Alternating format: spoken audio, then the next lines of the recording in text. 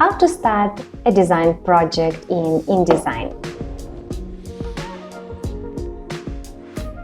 Let's go to InDesign, choose File, then click New, then choose Document, and in the New Document dialog box, start by choosing a preset.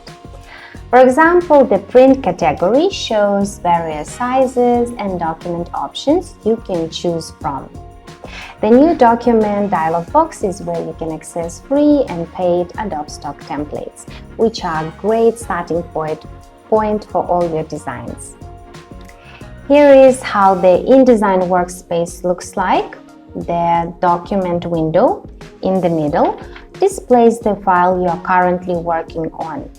The menu bar at the very top shows the file, edit, and other menus that give you access to a variety of commands, adjustments, and settings. The Toolbox contains tools for creating and editing artwork. Similar tools are grouped together. You can access them by clicking and holding a tool in the Toolbox.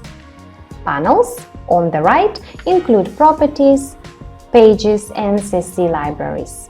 As you can see, all Adobe programs have almost the same or very similar workspace. If you master one program, then you can easily master the rest.